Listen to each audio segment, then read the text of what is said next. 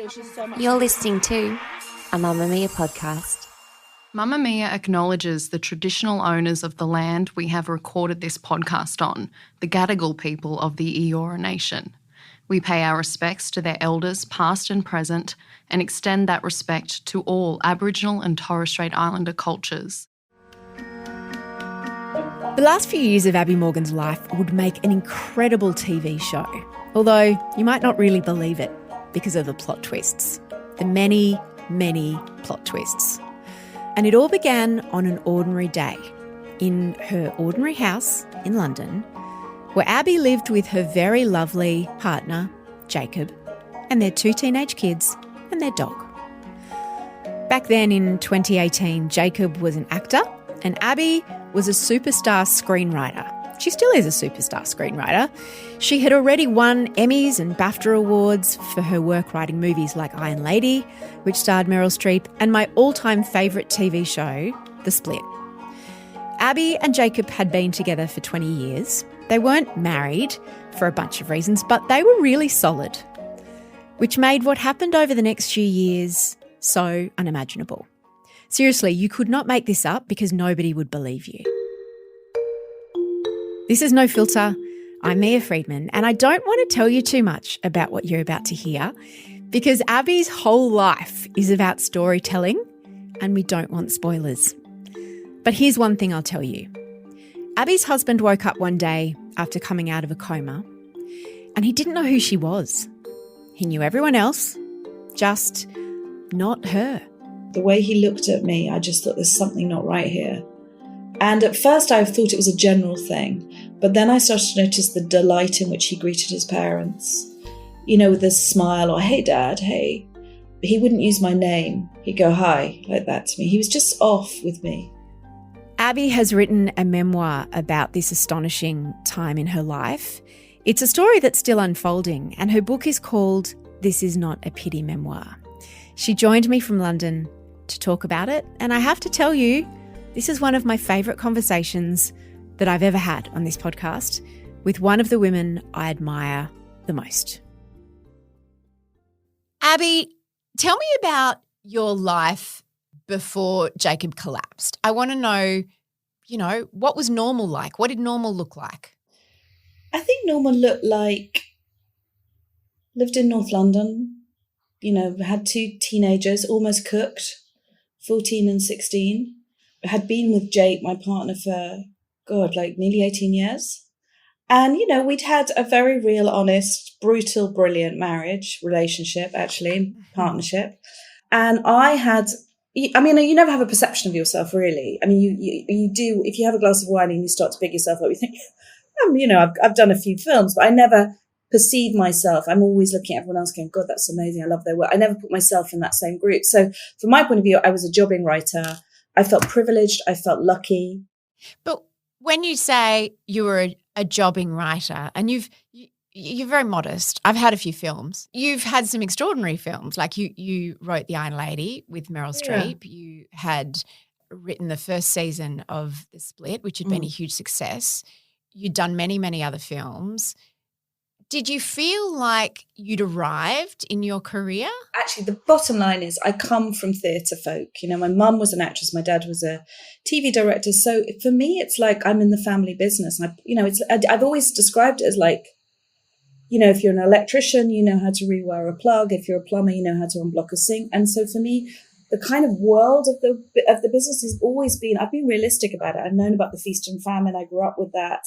I think one of the things that's been most amazing for me is to be able to go to a cash point machine and not get my card swallowed, because that was my growing up. That was like praying that the cash point would give you money, And so I think financial stability for me has been far more important. And I'm not even talking about massive wealth. I probably could have done a lot more, but I think there was about a stability and a genuine, where I think I have arrived is I work again and again with a very small group of people. And I've been doing that for the last 10, 15 years, maybe longer.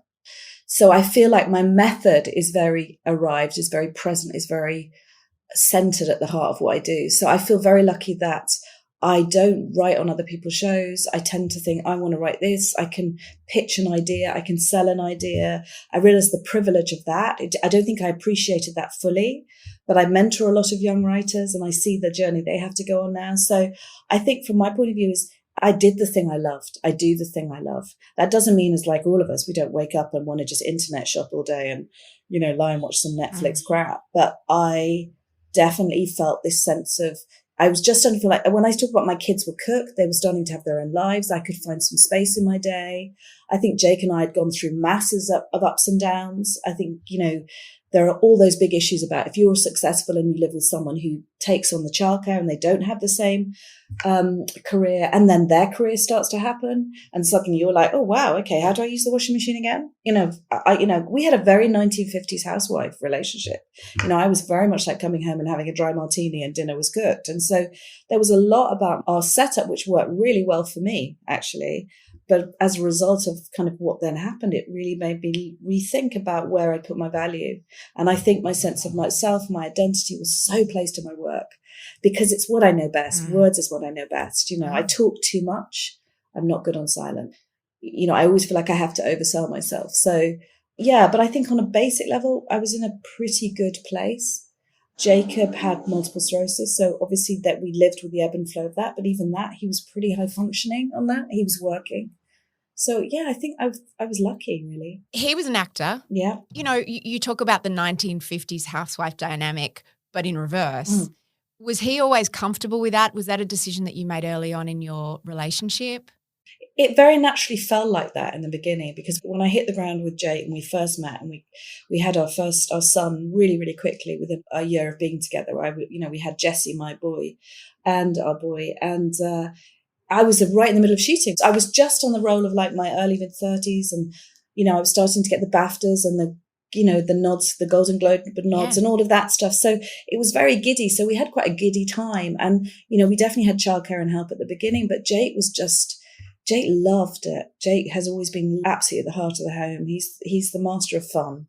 And he just naturally fell into that. There were definitely days, there were definitely months where it was difficult. I think I defy anybody, to have I think a baby is a grenade in any relationship, but also I think if you work in this profession, and you're coming home with casting tapes and you're going, do you want to look at some casting tapes? And you realize that half your friends, you're looking, you're looking at audition tapes of our friends and you're thinking, God, I can't put you forward for anything. So there were those kind of tensions, but what no one really tells you about a long relationship is the ebb and flow, the highs and lows. And actually the lows can be pretty low, but you get through those. And so I think one of the things that we were very brutal with each other, very direct. And we also did a lot of marriage therapy. So when things we'd dive in for bits. And so we were quite well versed, not in a kind of deeply organic, we'd sit and stare into each other's eyes and, hold ourselves in a circle of gratitude. It was much more like, oh God, we've got to go tonight. Okay, let's go. And it was actually often... Yeah, it wasn't a tantric sex workshop. It wasn't a tantric sex workshop. It was like, it was more like the enjoyment afterwards where we'd go, oh my God, wasn't it funny when we said that? And the drink in the pub afterwards, it was those moments. But we'd gone through a lot together. We'd gone through a lot together before we got to this place, So I think I was in a place where I was very much like, okay, I'm in it for the long haul with Jacob. For both of us, I think we were both there. June 2018. Can you tell me about that day, how it started and how it ended? It was, very hot London kind of fug. My son was just finishing his final GCSEs, which I don't know what the equivalent is in Australia, but you do them at 16. It's final year of school. Final year of school. And Jake wasn't feeling great. And this would often happen, Jake just didn't feel great. It was the kind of ebb and flow, the tidal nature of MS. But at the time I just thought, oh God, it's man flu. Okay, I'll do what I do. But it'd been going on a few days. He'd been working. He'd about 2 days before he asked me to run some lines with him. And we were laughing so much because he couldn't get his lines out. And I knew he knew them, but it was just lots of spoonerisms and just how funny he couldn't just quite hold together the sentence. But we dismissed it as just tired and actually he'd overworked the lines. He knew the lines too well. That's what it was. He'd developed a slight rash. Again, it was like, well, it's hot. So I went out to get steroids for him, which is what we did on those moments where he could feel he was on the edge of a potential MS relapse, which is where you really go down for a few weeks and you can just pull it back with some steroids. So I went to Queen Square, which is the hospital where Jacob would every month go for his MS injection, which was a sort of new wonder drug he was on. And when I came back, I found him collapsed on the bathroom floor, and he was collapsed in a way that it was like, I thought he'd just lain down in there because it was cool, the tiles were cool, but he was not making sense. He was just repetitive speech, and I knew immediately something was very wrong. Cut to, blue lit to a hospital, all the kind of craziness of that. And I guess, there are those moments. I always remember a girlfriend saying to me, when's my future going to happen to me? And I always say, your future just happens. It's like, it doesn't necessarily evolve. It just, you don't notice it. And then suddenly it's like, bam. And it was like, in that moment, I knew I was in it, but also I was immediately, my screenwriting head was on.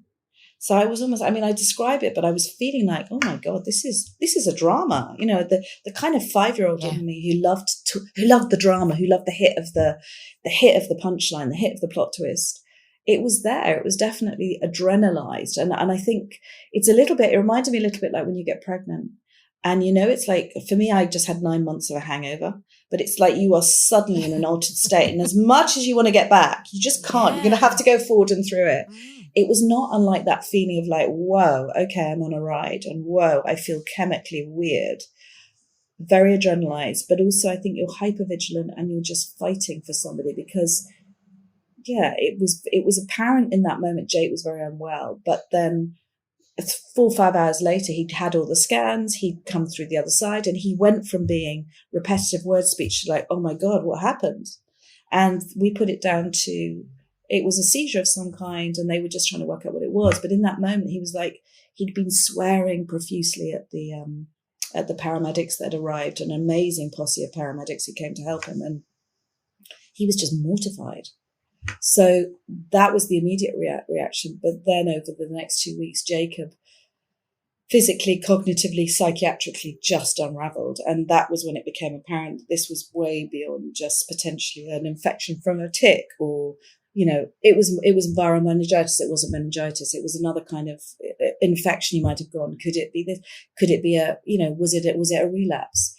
But it became apparent sort of 2 weeks in that actually it was life-threatening. And I think that was when the world started to slow, and I realized it was not just that I was in a drama, but the world had tipped upside down, and it was like you were walking on the ceiling, looking down on your life going, this is surreal, totally surreal. And I think nobody prepares you for how physical trauma is, You talk about at one point hoping, when they're trying to work out what it is, because it's not following that pattern that almost they expect where it sort of keeps deteriorating. Yeah. It's unclear what's going on, and you find yourself at one point they're looking for a tumor, and you find yourself hoping that it's a tumor, and you have to say to yourself, where am I in the world where I'm hoping that my husband has cancer because that's going to be good news? You want things that you can control. You want something that has a kind of level of certainty. Obviously cancer, nobody wants that diagnosis, but you do want something to make sense. And, Jacob went from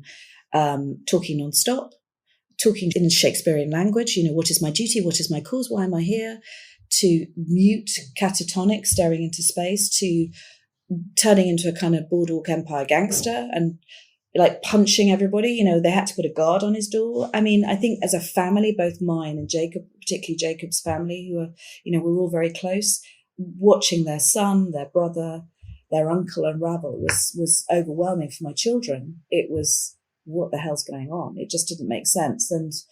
And actually, I think what was happening was there was just a key moment where it looked like Jake may not survive, and physically his body just couldn't take this kind of what we now realize was something called brain on fire, which is a kind of encephalitis, which they discovered in his bloodstream just as he was being put into a coma.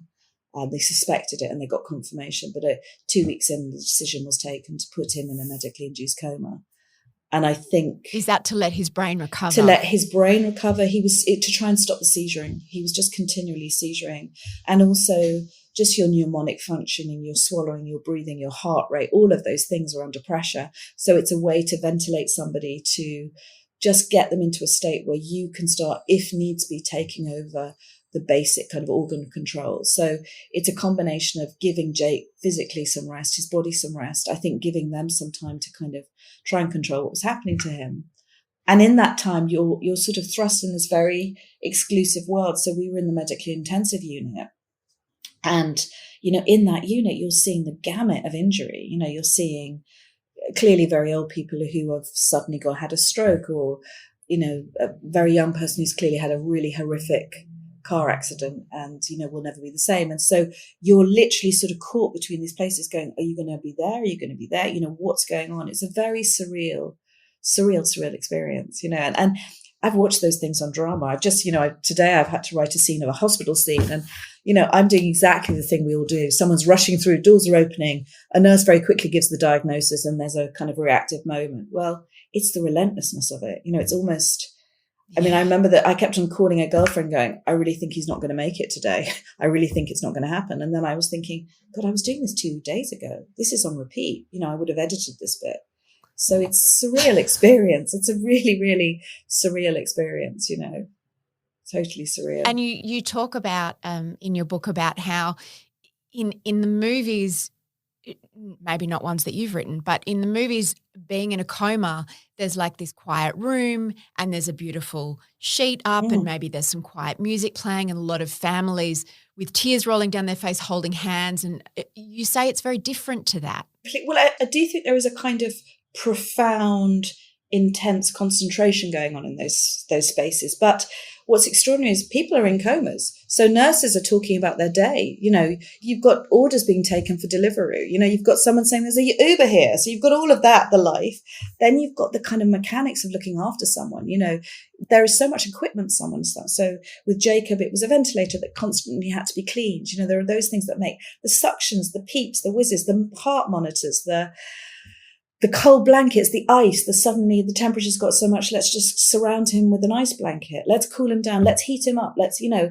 His blood pressure's gone too high. Let's try and bring it down. We need to get some more medication. We need to stop the medication. We need consultants, doctors, therapists. Let's move his limbs. We've got to keep his limbs moving. We've got to move his body. We've got to pour something through his stomach because he can't go to the toilet. There's so much going on.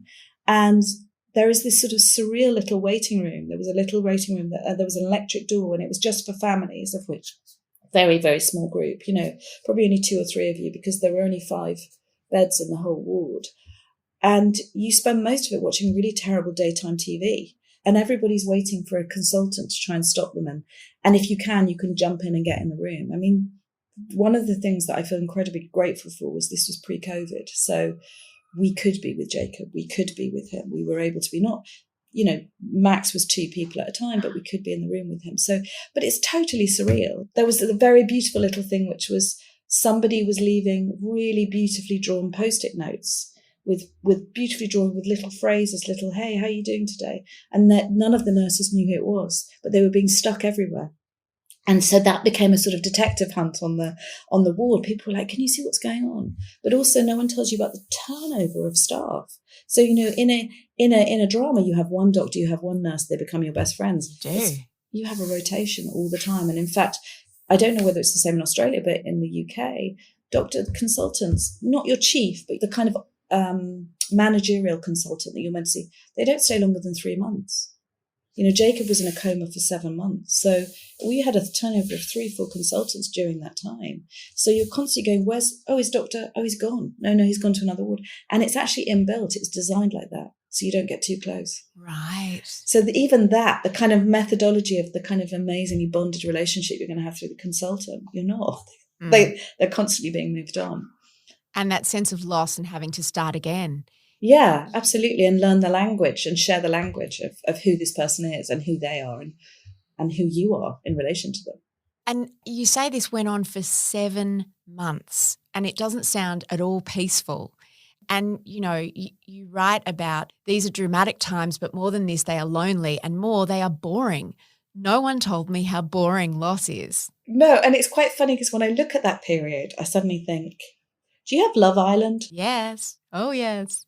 I had a Love Island party. Jake was in a coma and I had a Love Island party where I invited all my friends around and we got vajazzled and I got all my daughter's friends and we did nails and we had cocktails and we watched the final. And then I had a 50th birthday party for 50 people in my kitchen. I'm like, what planet was I on? And at the same time, I mean, it's sort of weird, the kind of idea that I should be wearing black and sort of just sitting by Jacob's bed. You just can't do that. But also, you've got teenagers, I had my mother-in-law, I had my siblings. You have a community of people who you need support, but they need support. So I sort of took over where Jacob did, which is I became the kind of master of fun. So I look back now and think, but I think a lot of it was I was trying to counteract the boredom. And the boredom was kind of the worst thing because there was an inactivity to it.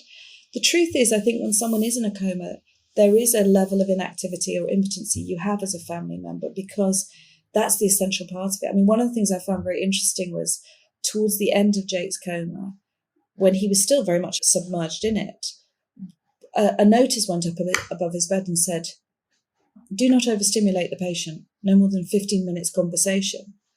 And I suddenly realised again, I'd sort of given up on the idea that Jake could hear us. And I was reminded that as Jake was starting to come up, a lot of what was going on around him was becoming incredibly stimulating. And so that was when I realised that, okay, we've got to go back in again and connect. But for a vast period of it, and when you talk to Jacob now, he'll go, "I don't remember any of it. I have no memory of any of it." Whereas, of course, I was speaking eulogies to him. We were we were sourcing his favourite bits of music. I think in many ways you're doing that for yourself as much as anything else because you're doing something to give form to the chaos of it and to have something to do every day because most of the time you have nothing to do in that context. So what you then have to do is really work hard to make the rest of your life work because you need that energy and you need to find the joy. I suppose you need to find the joy because 1 month, 2 months, 3 months, 4 months in, you really need to start to find the joy running parallel with it. You also need to find the money. Oh my God, the logistics of, work will understand and everyone around you will understand if you need to take a week off, 2 weeks off, maybe 3 weeks off. But you were writing season 2 of a hit show. Yeah. And, for the BBC, you had a cast, you had everybody's schedules. How did you handle that? How did you manage it? It's not like there's a team of writers, it's you. Yeah, I mean, that show is you. Yeah, I did have another writer on that second series who was really helpful. I also had a creative team that I know incredibly well. And there's something weird, my creative team, I worked specifically with a producer, Jane Featherstone, who runs Sister Pictures, and we've worked together forever. She's a really good friend as well, so I need to be that open, and I've always needed to do that. I've got ADD, I can't stop talking. It's part of what I have to sort of monitor myself. And so people know that about me. So I didn't keep silent about this experience. And funny enough, one of the things that's come back a lot from people is, "Oh my God, you had so many people supporting you." And I realized it's because I went in going, "Oh my God, you won't believe what happened today." Blah. And of course, people's natural instinct when you tell them is to go, "What can we do?" So in my case, I was incredibly lucky because the editorial meeting rooms and my production company was literally 10 minutes walk from the hospital. I mean, how lucky could that be? There were families on the ward that were having to travel in 2 hours a day just to get to that hospital. So loads of luck. Also incredible people who would kind of go, "Okay, let's focus. Let's get you down on the script. Let's talk through the script." And then they would see me go, "Okay, bring down the blinds. We're leaving you for an hour. We'll come back in an hour. Here's a bowl of Haribos. Eat those when you wake up." And so I would just I was just held. I mean, I have to say, I don't, and actually writing for me was something that was essential. I kept going through this entire experience. I didn't stop writing. So I wrote in the room. I wrote. Yeah. I mean, so interesting. I needed it. I needed that. I needed to process that. And I think what's strange is I don't think it's until series 3 actually that the real experience of what I've gone through went into that final series. But certainly series 2, it was, and it's a big machine, it's focused on the fulcrum of you, but you also have producers, you have brilliant directors, you have your editorial team, you then have the actors who you know incredibly well, who are the keepers of character, who can come to you and say, "It's gone a bit hokey, that bit," you have so many people doing that checks and balances and ticks and boxes and all of that, it's a big machine around you that really holds you. And I've never been frightened of being at the center of that. I've never been frightened. I've never had that. I always sort of known I can do it. It's weird, but I've always kind of thought, "Okay, what do you need from me?" I can always come up with the story. After the break, Abi explains what happened when Jake woke up from his coma and didn't recognise her. Do you remember the day that he woke up, or is it not that clear? I remember this little bit. So I remember the eye opening and closing. I remember I had a great friend who knew a barber. And the other thing is the growing of the hair. You know, all those things that we keep secret from our partners. Who knew how much hair grew in the oddest places? So Jake had to be trimmed and shaved, and, you know, all of that was going on. And so I started to notice when the barber came in and he'd blow the hair, Jake would start to ruckle his nose, and I realized that he was coming up, and they kept on trying to bring him. It was a medically induced coma, so they kept on trying to take off the medication. It's an anesthetic state, and every time they took it off, he would seizure again. So that was the issue. They weren't sure how they were going to bring him up, but finally they gave him the kind of wonder drug, which was a chemotherapy drug actually, and it was an experimental way of they were trying it out, and it worked, and so the seizuring just started to calm. So when Jake first started to wake, it was very much ebb and flow as they played around with the medication. But what I really remember was he woke to a point where his eyes were open. And the thing that was incredibly exciting was he started to track people, which was such a good sign that there was brain activity there, because, you know, he went in for brain scans. There was a lot of they called it vivid areas of his brain. So at that point, we knew that there was going to be some kind of brain damage, but we didn't know to what degree. But the tracking was a really good sign. So it started with the tracking, and then the smile, and then the thumbs up, all of those very sort of methodical things. But I think for me, the biggest moment was I came in and suddenly there was a speech and language woman there, and he was now by this point sitting up, and he had a tracheotomy, so he couldn't speak at that point. You had to do various things so he could sort of do a growl, but they were starting to work on him eating, and that seemed to happen incredibly quickly. So there were all those sort of and he was, you know, I remember his first thing watching him eat a strawberry yogurt, and she said, "Would you like to speak now, Jake?" And he was like, "Yeah, I'd like to speak." And that was just like, oh my God, because not only, the funny thing was, he didn't sound like him. He sounded like a sort of North London, like white boy, like a sort of, his voice had gone very like that, very London. So that was odd, you know, so there were all of these sort of little oddities. But as a family, I think we were sort of going, "Hey, Jake, it's us." And of course, he was very sweet. He was a little bit like a bear waking up. So he would smile at the children. I've got videos of, you know, Mabel singing to him. And at that point, he would just smile. There was lots of nonverbal. But as he started to speak a little bit, we started to get a few words. And, you know, I'd say that went on for about sort of 2-3 weeks of just sort of coming to. And we were able to start to take him out in a wheelchair. And then they removed his tracheotomy. He came off the ventilator.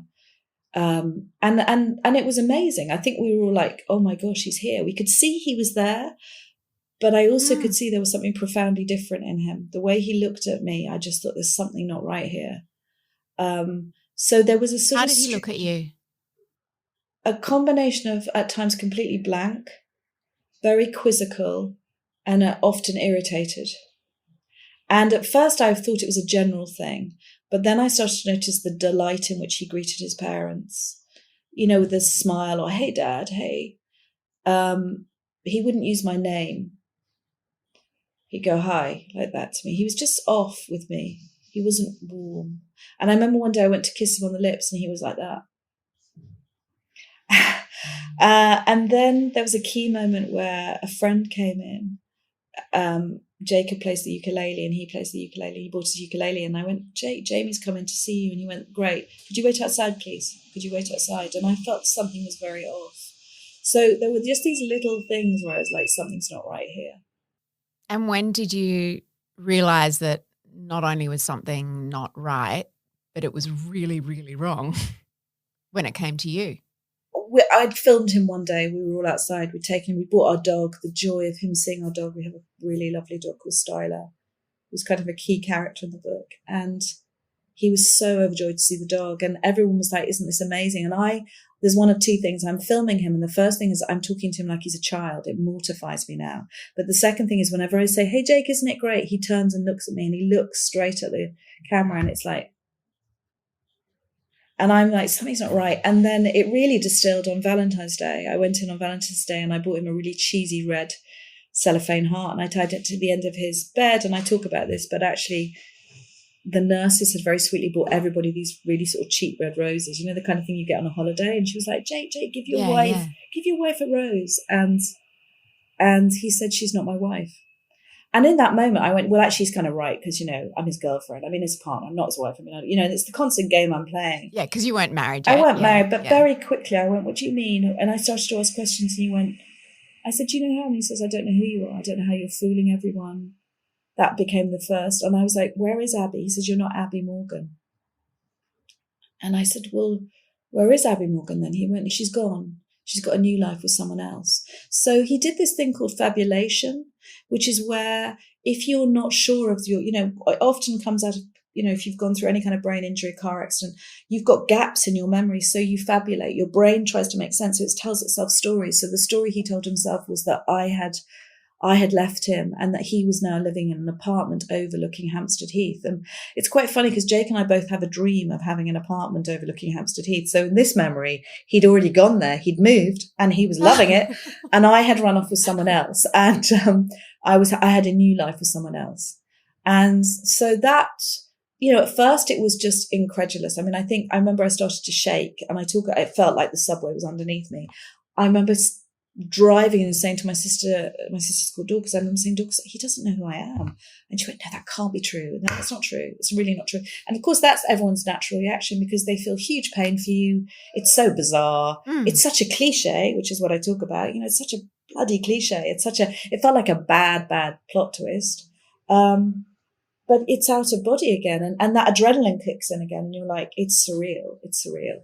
But it's not even a cliche because a cliche is like something that you've heard so many times. I suppose it's a movie trope. It's a movie trope. Well, the movie trope is that he wakes up and they don't remember anyone or anything or who they are, right? So like amnesia I understand, but I've never heard of someone selectively forgetting one person. Yeah, and that's the next book because I think there's something really interesting. I mean, what became apparent was that, and it was really my son was the kind of key to this because, I was known as Dr. Google.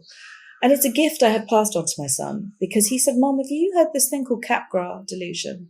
And I was like, no. And he went, it's where there's a severance between the visual and the emotional identity. So what happens is when we look at somebody, we not only go, oh, yes, it's Mia. Hi, how are you? We go, oh, yeah, I love that. I love her. I've got that. I have a feeling towards you. With Capgras, that becomes severed. And it's often focused on a particular relationship. It's often focused on someone you're close to. It can be on a house. It can be on a dog. And in this case, it's called the syndrome of the imposters or the delusion of doubles. And it's the belief that the person, it's not that I didn't exist. It's not they don't believe that I exist. It's that person has been replaced by an imposter. So to Jacob, I was an imposter. Yeah, it's surreal. It was really Jesse and it was incredible to kind of get that. And I spoke to the psychiatrist and he said, well, look, it's really unusual to get this out of encephalitis. It's often found in dementia cases, different kinds of dementia, but it's very unusual for someone of Jake's age to get it. And it often comes out of if you've had a brain injury as a result of a car crash. It would be very unusual in result of encephalitis. Subsequently, I have heard of it happening, but it is very rare. So when I actually sort of approached the psychiatrist, I said, what the hell do we do about this? Because they said one of two things. They said, well, we work on a thing called Theory A, Theory B. So Theory A is, you're absolutely right, Jake, 100%. This is not Abi Morgan, your partner, not your wife, your partner. But Theory B is we can never be 100% sure of anything. So let's say 99% she's not Abi Morgan, but let's just say there's 1%. Can you take there's a 1% possibility? And the idea is every day you slowly build. So you 2%, 5%, 10%. So the idea is you start to tip the balance of rationale. And the second thing is if it doesn't go within 3.5 months, it's unlikely to go. It's here. So there was a sort of pressure. So we all went, in the initial, it was like, okay, yep, we will, we'll do this thing. We'll do the Theory A, Theory B. And it wasn't just me that was finding it very difficult. Obviously, my children found it incredibly upsetting. Jake's family found it. My family found it really difficult. So there was a day where I'd photocopied. We had to do a book. Hi, my name's Jacob. We made a book for him. They said, make a book so he can start to read about his life. My name's Jacob. I love football. I have a son called Jesse. I have a daughter called Mabel. My partner's name is Abi. And every time he saw that photo of me, he'd just sweep over. And then I brought in lots of photos of all the family to put around so you could look at all the family members. And I came in and I was like, where's my photo? And they said, look, I'm really sorry. We had to put it right behind the bed. He doesn't want to look at it. So we had all of that going on. And also I just started to get pissed off and bored with it. So I just sort of went, I mean, it's laughable, some of the videos I've got. So I'm coming in and I'm going, hi, Jake, it's Abby. And he went, no, it's not Abby. And I went, yes, it is. No, it's not. Yes, it is. No, it's not. Okay, let's agree to differ. So we did all of that version. Oh, my God. I mean, it went on and with the back and forth. But the other thing we would do would be, I would go, am I Abi Morgan today? And he went, you're definitely not Abi Morgan. And so I learned that even though at first he was very resistant to me, he then started to go, I came one day and he said, you're working for the state, aren't you? And I went, yeah. He said, why else would you be so interested in my children? We had various conversations, which I talk around the children, but he said, I think you must be working for the state. And I went, yeah, I've come to work for the state. And he said, I said, is that okay? He said, yeah. I said, I'm here for the state. He said, so that's why you're helping me and the kids. And I went, yeah, that's why I am. So that became where we settled. Did that feel like a betrayal, though, of yourself? Like, did you want to just argue with him all the time? Like to say, yeah, I work for the state. I mean, did you? Well, I one of two things. I kept on thinking, this is such great material. This is so funny. Yeah. The other thing was that, like, I was genuinely found it funny. I was also, there was two things. There was funny and hysteria were running one. And the hysteria was to do with being really effing frightened, because it's deeply, deeply creepy when the person you love looks at you blankly. It's deeply creepy. Is it also humiliating? Very humiliating. And the biggest thing that nobody told me about this whole experience, then even though intellectually I'm like, why the hell would you feel like that? But emotionally, across the gamut of the illnesses that we experience, but particularly this humiliation was a big part of it, and pride. And there's a great quote by Nora Ephron, which is, both her parents were writers. And her mother was the one that really coined the phrase, everything's copy. But what Nora Ephron said, what I came to realize about my mother is that she says, when you slip on a banana skin, people laugh. But when you write about it and say, I know I've slipped on a banana skin, you're the one that laughs. And I think there's a truth to that, is that I had to go, I know what's happening here, guys, because I think there's nothing more humiliating than being told to leave the room because some very sweet ladies arrived to read the book that you've given him for Christmas to him, and he doesn't want you there because you're a stranger, but she's someone he's really got to know. I mean, that's where you start to feel like a usurped lover. That's where you start to feel this weird jealousy. And it definitely, I defy anyone not to have to manage huge tensions. I mean, Jake's family were pretty bloody amazing because I was raging and I was very territorial over him. But the biggest thing I felt was I had to find a way to stay in the room with him, because my worry was I was losing not only, he'd lost his sense of identity of me, but I was losing the sense of my identity. And that was really frightening. And somehow, if I didn't keep staying in the room and chipping away, and almost the act of resistance in a weird way was to go, yep, you're right, I work for the state. You believe whatever you want. I know who I am. If that's going to shut you up, you believe in the state. I will come in and still be the lady from the state. And whilst I was there, I was able to go, well, as someone from the state, let's go out and have tea. As for someone from the state, let me tell you all the things I know about you, Jay. So I would one day I said, quiz me, ask me anything you want about yourself and I'll know the answer. And I got every single question right. So it was like, what was the name of my first dog? Where did I have an accident? What's my favourite Tottenham Hotspur player ever? And I knew every single answer. And instead of looking at me like, oh my gosh, I can't believe it, it's you, he'd be like, how are you doing that? It was always like, there's a trick here. I don't know how you're doing that. So, it was peculiar. It was really, really peculiar and very eroding and at times absolutely heartbreaking, really, really. But there was also something that very key happened in that, which was it stopped being about me getting Jake back for me. And this is where I get emotional. He's such a great person. He's not just a great father, not just a great husband or a friend. He's such a great guy. And I needed him to get back in the world again. And that became bigger than me. That became bigger than whether he knew me or not. I just needed to make sure he got back out in the world again, because and I call it the hum of love.